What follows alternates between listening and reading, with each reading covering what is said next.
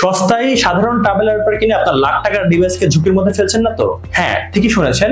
আমাদের 1x গ্যাজেটের যে ট্রাভেল অ্যাডাপ্টার রয়েছে এটি কিন্তু বিল্ট ইন দুইটি ফিউজ রয়েছে, যার ফলে আপনার লাখ টাকার ডিভাইসকে কারেন্টের ওভারফ্লো কিংবা শর্ট সার্কিট থেকে রক্ষা করতে পারবে।